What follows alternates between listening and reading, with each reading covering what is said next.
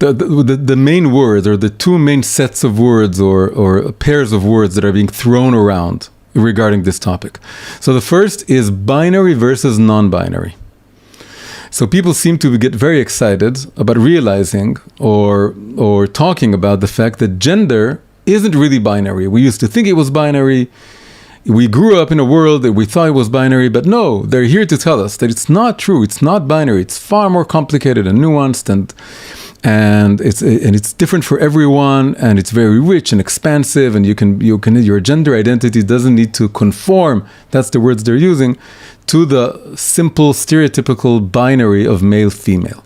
And they want to celebrate it, and that's very much what that Olympic segment was all about. It was all about subverting the binary of the male female and sort of celebrating in a way that, again, many people, billions of Christians around the world didn't see it as any kind of celebration. They saw it as something very offensive.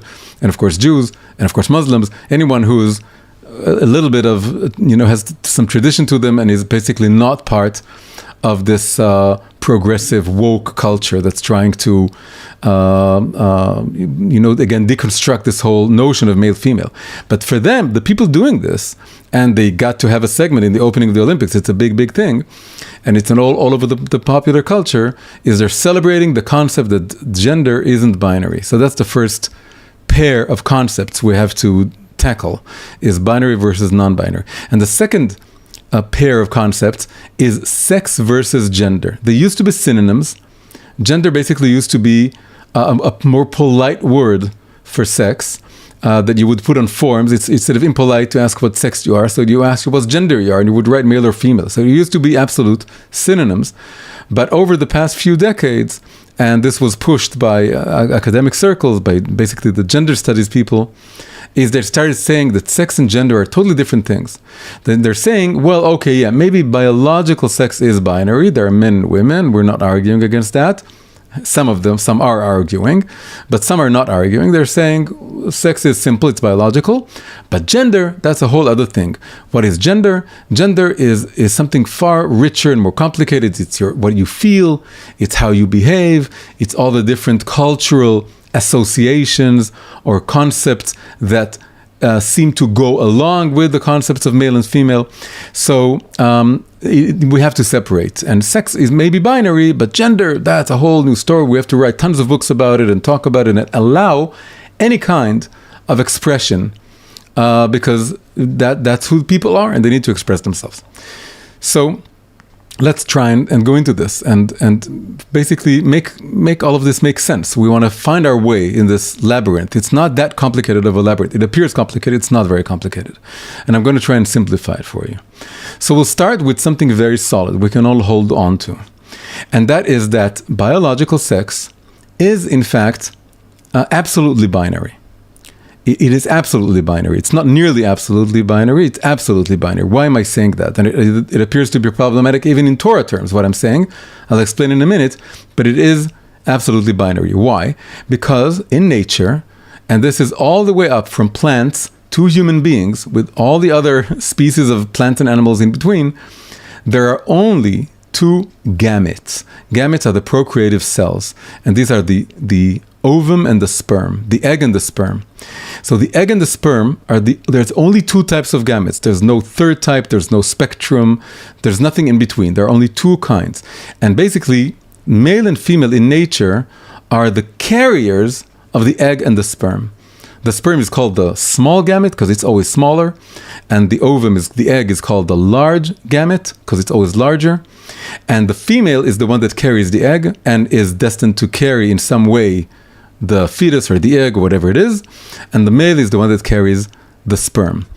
And so this is just, we need to know this. A very simple fact we all need to know is that nature is based on there being two gametes, and what we get out of this is we get a reshuffling of genes, which is vital to the dynamics of nature, to each organism being a little bit different, and then change can happen and variation can happen, and that's what life is all about. So now there are rare cases in human beings of what is today known as intersex, and it was actually referred to in Jewish law, in halakha, millennia ago, which in halakha was called androgynous, an androgynous person. And now it's called intersex. It's not one phenomenon, actually, it's several, but they're all connected, extremely rare. And these are cases in which a fetus that was supposed to develop into either male or female, that's what I said, that the binary is absolute. Even the androgynous or intersex types were supposed to be male or female, but something went wrong along the way. The process of creating an organism is very, very complicated. It's very long. It's like a conveyor belt with many stages, and each stage something can go wrong. And so sometimes in nature things go wrong, just like there are random mutations and rare illnesses and so on. There are rare cases of people born and they're not absolutely male or female, and they have both male and female anatomy, and their genes can be not XX or XY, but something like XXYY or XXY. And other versions. This is extremely rare. It's not what the transgender movement is all about. And it was actually addressed by Jewish law, by the Talmud, again, millennia ago. It was addressed because it was a phenomenon, a rare, but a phenomenon that needed addressing. And it was addressed. It was addressed that in some cases they should be referred to as male, in some cases as female, and in many, many cases as neither, as its own category, and its own halachic category is the category of the androgynous, the androgen, or in today's language, the intersex person. But all this doesn't change the fact that the foundation of nature, the way nature is built, is that there has to be male-female. It's extremely deeply rooted, is that there's male and female. It has to do with the gametes. So that's the first thing to know. Now, what about the other two notions that were presented? And these are the new notions, the revolutionary notions, that gender is different from sex, that gender identity or gender feeling or gender expression, it's a little bit different, and it can be non-binary. Well, what does that mean? Well, interestingly, it doesn't come from nowhere. It comes from the fact that our soul, our subjective inner world, and also the brain, which is it's the embodiment of the soul. It's where the soul is seated, or the soul inhabits, and it manifests the soul. Both our inner subjective world and, in fact, the brain itself are more complex than the simple binary that we have on the level of gametes and on the level of genetics and on the level of what we call gross anatomy, the simple anatomy by which you can identify when someone is born. You say it's a boy, it's a girl, just by looking at their body. The brain, and of course, all the more so, our personality is unbelievably complex. It's far, far more complex than the binary simple system of being either male or female. In fact, the brain is the most intricate and complex entity or physical object that we have known throughout the world. Nothing is even close to being as complex as the brain. And so human beings, we are created in the image of God. We are extremely open-ended beings. We are highly, highly adjustable and highly, highly flexible, and the brain has the highest level of plasticity, it's called. It can change, it can open to new ideas. That's why the human culture is so varied. That's why we're able to live under all kinds of circumstances, all kinds of climates, and believe almost anything. There's almost nothing in the world that you wouldn't find a group that believes in some sort of system. So there's so many systems, belief systems that we have. That's because we are extremely complex creatures. So we can create imagined realities, and we can even tap into a host of non-physical realities, which may be very real, but we're tapping into them due to our, again, very, very complex nature, which is basically, that's why the mind is different from the body. The body is simple. But as we're reaching towards the mind, we're talking about the brain, that's like the portal between the body and the mind. Already there, it's becoming unbelievably complex. And of course, the level of the mind itself, of mental realities, is infinitely complex, because everything is possible in our imaginations and in our heads. Now here, indeed, we find that there is a spectrum of atypical personality types. When you're looking at human beings, not their gross anatomy, that is almost entirely binary. On the level of gametes, it's absolutely binary, and on the level of gross anatomy, it's almost absolutely binary, except for the rare intersex cases. But when you're looking at personalities, at people, at the way they feel, the way they behave, their body language, their different biographies, all this, we find a spectrum of atypical personality types. In fact, most men are not typically masculine, and most women are not typically masculine. It's like a bell curve, and you have a lot of people outside of the central area where it's the typical one. So many people are not stereotypical. Thank God, where everyone is very different. So you can have many men that are very effeminate, and many women who are more masculine, or what we used to call tomboy, and all this. And this is a good thing. This is the way individuality works. Individually, we're very, very complicated. Now, very interestingly, this idea that while the body is binary, the sex is binary, what is now called the gender experience, or the gender expression, or the gender subjective world, the fact that this is more complicated is really reflected in the Torah. Because the Torah has a revealed dimension, and that's the level of basically Jewish law and the simple reading, the literal reading of all the stories that we have. And on that level, we're talking about men and women, and even that intersex category, androgynous, it became a category. So it's discrete thinking.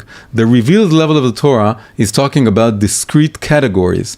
So you have the category of the male and the female, and if you happen to be born with an atypical anatomy, there's also a category for that. But it's very divided, it's very distinct.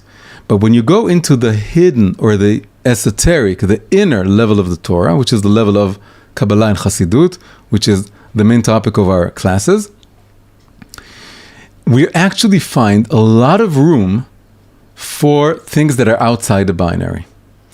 And so basically the way Kabbalah and Chassidut describe the soul is that the soul is a mosaic of many different character traits, including many different male-female character traits. So my body is male, and your body is, if you're male, you're male, if you're female, you're female. But our minds, our souls are much more complicated. It's a mosaic. And we all have many different male attributes and many different female attributes. More than that, you can have dominant properties, attributes, that are the opposite of your biological sex. That is, there can be a soul that inhabits a male body, but that in Kabbalah is characterized as a feminine soul, and vice versa. You can have someone who's a woman, absolutely a woman. There's no argument about what a man is. It goes by the body. But there are women that, according to Kabbalah, they have masculine souls. And this goes all the way to the most extreme version of this, which is actually telling us in several Kabbalah sources. These are rare cases and rare sources, but they exist. We have to address them. We have to know that they exist. They actually talk about there being a male soul, not just a masculine soul, but the soul of a male inhabiting a woman's body, and the soul of a woman inhabiting a male body. So I'll just give you an example. A biblical story, Tamar and Yehuda. Tamar seduced Yehuda. He was basically supposed to let her marry his third son, and he didn't do it. And she ended up seducing him. She dressed up as a prostitute, and she seduced him. An important story in Genesis. In a book called Magid Meisharim, 16th century Kabbalistic book, written, by the way, by Rabbi Yosef Karo, the writer of the Shulchan Aruch, the most major halachic text. He also was a Mekubal, a Kabbalist. He explains at length that Tamar was a woman, but she had the soul of a man. And Yehuda was a man, but he had the soul of a woman. And it was absolutely okay. It worked. It's not described as a punishment or something negative. It's just a rare thing that happens. for all kinds of reasons. And because they complemented each other, both physically and spiritually, it worked. As a couple, it worked. But it explains why she was the one initiating and doing the courting, basically, and doing playing the masculine role. So all this is addressed in Kabbalah. So we know in Kabbalah that each one is a mosaic of male-female attributes, and the dominant feature could actually be the opposite of the biological sex. However, and this is a capital letter however, the Jewish perspective is that this spiritual, psychological, mental mosaic is embodied in a body that's either male or female. This complex, multidimensional, multi-layered, multifaceted creature that is called the soul is embodied in a body that's either male or female. So the full, let's call it the gender or sex gender portrait of the human being is that we have a soul that's multifaceted, but it inhabits a body that's either or. So in an interesting way, it addresses the non-binary culture that's going on today, but it also addresses the binary fact of biology. And in fact, more than that, it tells us that ultimately your identity should be based not on the subjective experience, which is very dynamic and very complex, but it should be based on the body. Why? Because the body is your anchor to objective reality. It anchors you.